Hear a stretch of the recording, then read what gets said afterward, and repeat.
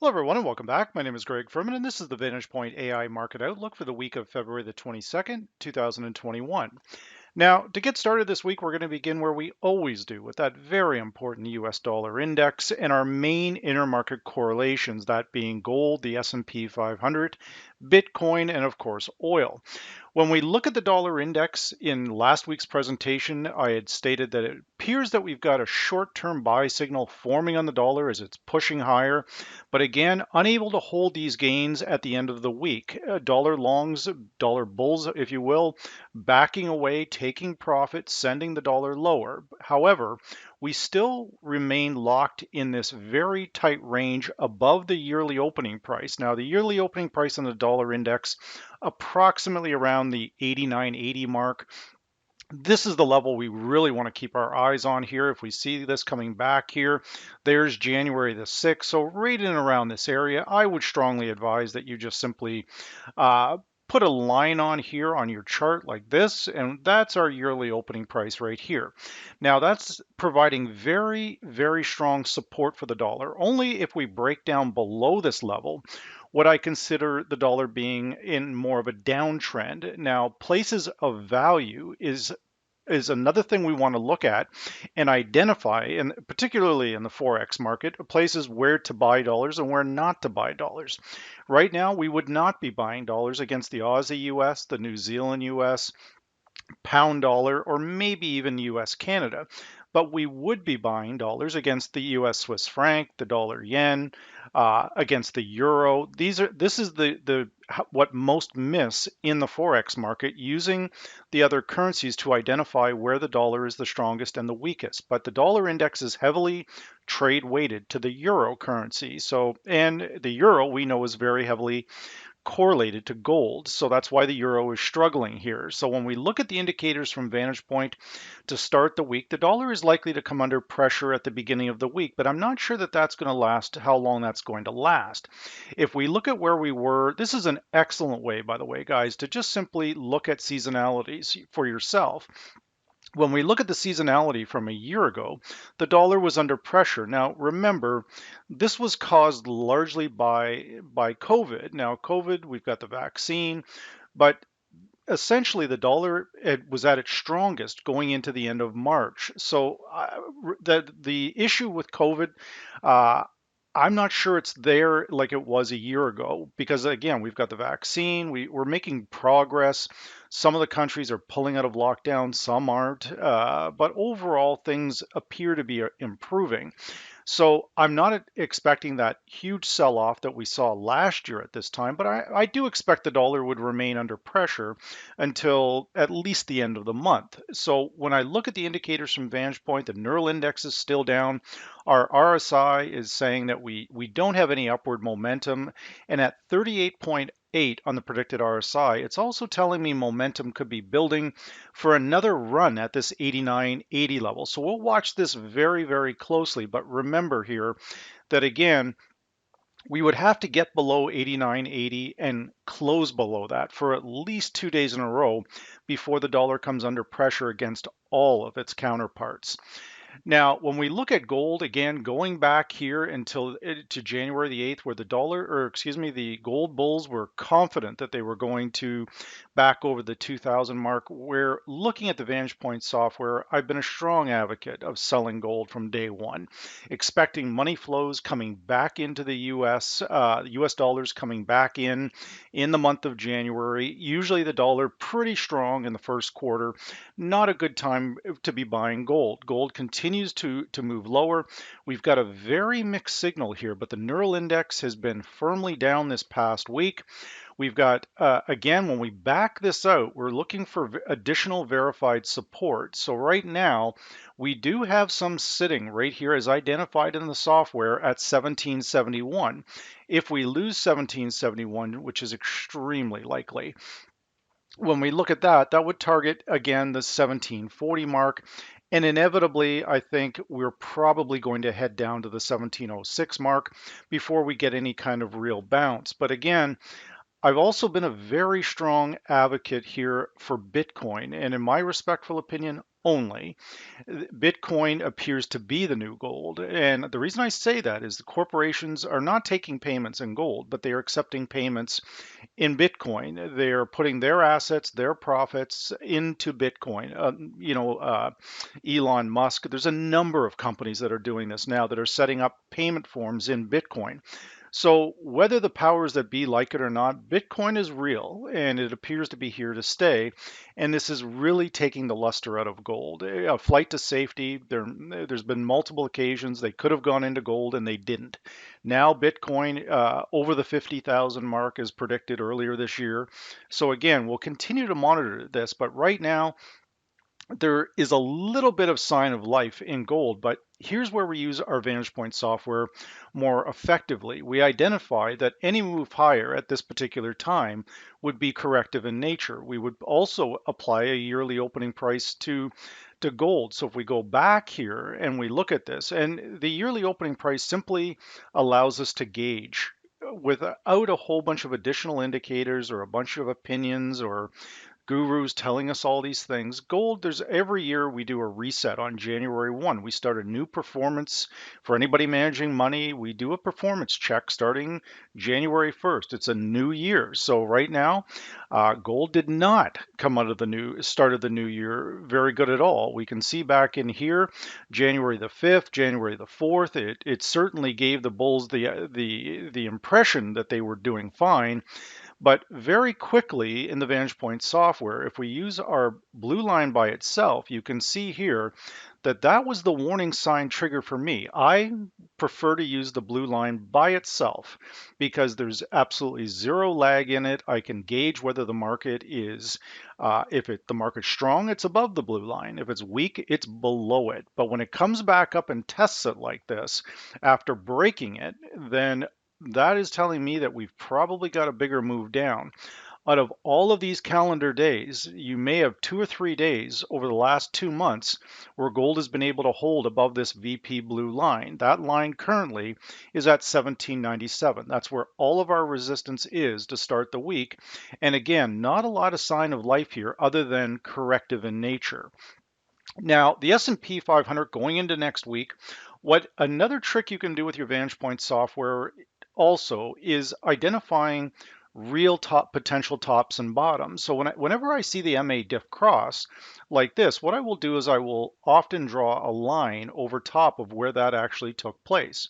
So I would put a line somewhere right around this particular area here and say, okay, this is my line in the sand. So when that crossed over here, then what you can do is say, okay, well, I need to, once this is crossed over here, I'll look at the most recent high bar. We'll use this one right here.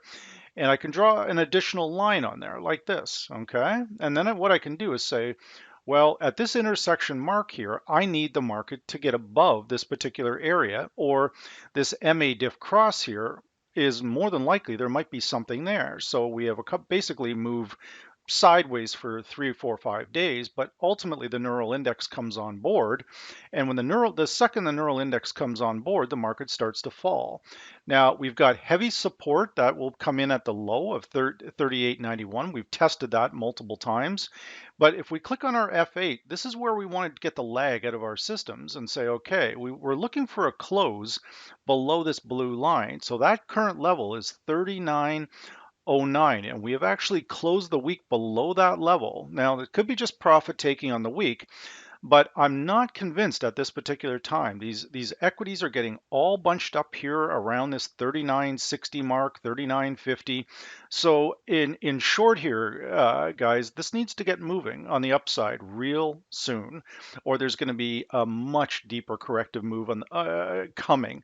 I think that there's a very strong possibility of that if the Fed can remain out of the market, which of course I'm certainly not convinced of. Now, the light sweet crude contracts, they will follow. The same thing will happen here, okay? If we look at that MA diff cross, we put a line up on here and say, okay, well, at this particular time, the medium-term trend is weakening against the longer-term trend. So we would look at this and say, okay, wait a minute, maybe buying up here is not such a great idea. But to be clear, we are still above 57.22. As long as we stay above that, the primary trend is still up. However, to get closer to the flame, so to speak, we take the blue line, the long-term crossover without the black line, the blue line by itself, and as you can see that we're losing momentum. We've been hugging this blue line every day, but right at this particular level on Friday, we actually closed below it. You can see that the long predicted 59.46 and we've closed at 59.26. So that tells me the equities could and oil could come under a little bit of selling pressure at some point next week.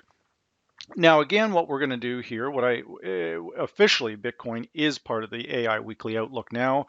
It's been part of the Weekly Outlook for a considerable period of time, actually, because again, I've been a strong advocate going back into the middle of 2018, where I was at that time buying into the Warren Buffetts of the world, telling me that Bitcoin is a scam, Bitcoin is that, all these different Wall Street types. And then I looked closer at the charts. I did a little more history on this, noticing that Bitcoin had doubled every year for the last 10 years. At that particular point in time, based on my knowledge of the markets, I said, I'm failing to understand why they think that Bitcoin is a scam, and more specifically, why Bitcoin should be going down the way they're saying when everything tells me it should be going up.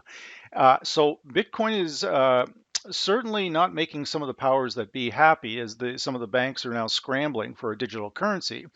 But we are getting a little toppy up here. But again, when something is in a very strong bull market, and a very young bull market, I might add, where it's actually in a breakout phase from this 20,000 mark, we don't know what the top is here on Bitcoin. You've got a lot of market participants trying to sell this thing up here, which I think could be very dangerous. Yes, we've been overbought on this thing for probably 4 months. That's why indicators that show overbought or oversold, they don't, for the most part, they have a very low win percentage because you're trying to fight the market here by going the opposite way. So right now, Bitcoin remains long. If we want to get into a tighter area here, once again, showcasing how we use the predicted moving average as a daily pivot level to buy from. This is a very nice move, and it continues to move higher. So to begin the week, if we're going to buy up here, we would wait and let the market, even though the market is closed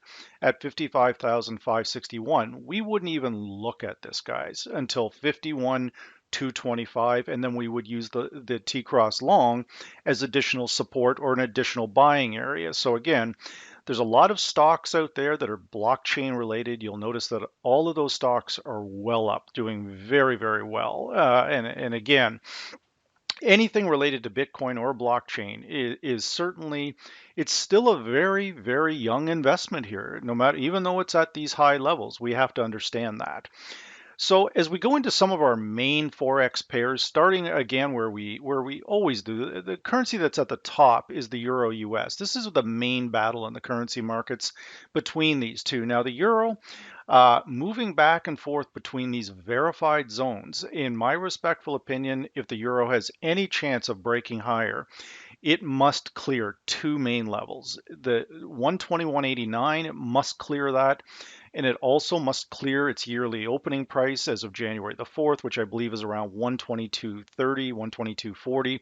And that's going to be a very tall order with gold prices as low as they are and no sign of life for buyers. So for now, what we're looking at is, again, when we see this market on a Friday, we always take Friday price with a grain of salt here, guys. You've got thin illiquid markets, the cat's away, the mice will play, so to speak. So be cautious with longs up here. We are in a period of known dollar weakness until the end of the month and into the first week of the new month. So be just careful with this, okay?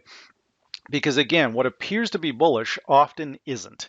Whenever we get a big bull move here on a Friday, I often disregard that because again, thin illiquid markets. The indicators are very mixed. The MA diff says we're still going lower. The neural index is higher. The RSI is showing a little bit of momentum, but the bottom line here is we're range trading for now between 121.89 and the lower end of this range, which I would consider to be 119.52. But we do have this support at 120.24, where you can see the buyers started to step in at the beginning of the week. Now, one of the main currencies, again, that we do look to buy dollars is we have two places where I've had my clients buying dollars, and that's with the U.S. Swiss franc and US Japan. This once again is highly correlated to gold. Gold contracts are well down. The Swiss franc and the Japanese yen don't like that one bit. And that's why these currencies are weakening. There's a science behind this. So right now, US Swiss franc will continue to advance even with US dollar weakness as long as gold continues to move lower. The areas that we want to watch to begin the week, 89.31. We're closing at 89.64, I believe, but this is a major level right here. And then again, you also want to put your yearly opening price onto your charts to give you a better idea. Now that's way down at this 87.90 mark, or approximately right in this area here. There's our 30th, there's the 31st, and there's the 1st. Oh, I actually already marked it for us. Good. So that opening price there is 88.37. So the way we would view this is that the dollar is still this is still a place of value to buy dollars while above that particular level. Our indicators on VantagePoint, our MA diff looks good. Neural index obviously picking up on the soft day on Friday with the dollar. But again, not a lot of momentum on the upside or the downside with this particular pair. We're basically range trading. So again, longs carry a slight advantage. Now, when we look at the pound dollar continues to advance, I keep getting asked the same question. Are shorts looking pretty good up here? And my answer has repeatedly been no, it's not looking good, because the euro US and the British pound US are no longer trading together on dollar weakness. The British pound is actually the one that's also putting additional downward pressure on the euro via the Euro Great Britain cross pair. Now, what I mean by that is that if they want to sell Euro Great Britain, the cross pair, this is what they have to do. They have to sell Euro US and buy Great Britain US to take that short. This is where a lot of that financial pressure is coming from, that intermarket correlation, right? So when we look at this right now, the pound continues to advance. So as long as Euro Great Britain is going lower and the sellers have control of that particular pair, that will help keep the pound dollar up. 138.31, that's our main level in the sand. When we click on our F8 in our VantagePoint software, once again, that long predicted coming in at 139.14. This is the key level to start the week that we want to watch. You can see how the market is continually coming back like a moth to a flame to this blue line, only to violently bounce away from it when it gets to it. So a very effective strategy. To begin the week, we've got also have our VantagePoint predicted low coming in at 139.24. So easy peasy, right? There's your buy zone right in that particular area. Now, the dollar yen, once again, this is a place of value to buy dollars because the yen is being weakened by those soft gold contracts. The intermarket analysis is strong and stable. And so as long as gold prices are down, the yen is down, that which indirectly means this is a place to buy dollars. Now, our key support to begin the week is going to be 105.03, where we would happily be buyers here. Not a lot of momentum. Nothing goes straight up and nothing goes straight down. But as you will notice, we are making higher highs and we are also making higher lows. When we click on our F8 in our software, once again, we've got some volatility on Friday. But even if we break down and close below here, like what we've done, I would not put a lot of weight on that. I think that by Tuesday, the dollar yen goes a little bit lower and then turns around by midweek and starts going back up again. Just keep a close eye on gold contracts. But right now, again, we're long while above the aforementioned level. When we look at the US Canadian pair, now, once again, are pretty horrible numbers coming out of Canada on the retail sales. This is where it can get very confusing for most, because anybody who lives in Canada knows that, the government in Canada is just the worst we've ever seen. There is no budget. The debt is mounting. There's a lot of stuff going on. Probably a spring election. So what US Canada, Aussie US, and New Zealand US are really running on is the correlation to the S&P 500. So if the S&P 500 turns around next week, this one could consider this a premium long trade down at this particular level. Now, when we back this out a little bit, we can see some other additional levels down here too, way back here going back, and that's around 125.30, 125.40. So even if we lose this particular support right here, we've got additional very strong support below here. Now, once again, when I look at that particular level right here, that is an interesting one. Sorry about that, guys. We had a minor little glitch in the software there. But again, looking at this particular support level, we can see that very, very clearly on this low at 125.90. Now, below that level, we've got additional verified support down to 125.30, 125.40, as I was just saying, that is very, very strong support here. Watch your oil contracts, watch your S&P 500. If they start to drop, the Canadian dollar, the Aussie dollar, and the New Zealand dollar will all weaken at that particular time. Because again, if we look at the fundamentals on the US Canadian pair or the fundamentals surround technicals and fundamentals surrounding the Canadian dollar, it doesn't support a strong Canadian dollar based around economic facts, right? So we'll monitor the situation, but really the S&P 500 is what we need to monitor the most. The Aussie US and New Zealand US, the same thing. The Aussie has made a big push, but here's my concern. We made a big push through a resistance area on a Friday with thin illiquid markets. 90% of the time, 85% of the time, when you have a big move up like this on a Friday, there is zero follow through on the Monday, or a little bit of follow through and then a violent reversal. Be very cautious of this. Now, the VantagePoint T-cross long, 77.37. So the further we move away from this, the more likely it is we're going to retrace to it. So again, our indicators are still bullish, but my concern is this move up that we've seen on Friday, and an even bigger move on New Zealand. Now, to VantagePoint's credit here, you can see that we've closed above Thursday. We've closed above the T-cross long and the long predicted. And then very much like a springboard, this thing shot up on Friday. But the problem is we went all the way from 72.08 to a high of 73.14. That is an extremely large move for this particular pair on a single day basis of over 100 pips. So be careful, because again, we've got very strong verified resistance at 73.15. The way that I would play this, with all due respect, is I would still be leaning towards the short side, but I would have buy limit orders ready to go around the 73.55 mark. So with that said, this is the VantagePoint AI Market Outlook for the week of February the 22nd, 2021.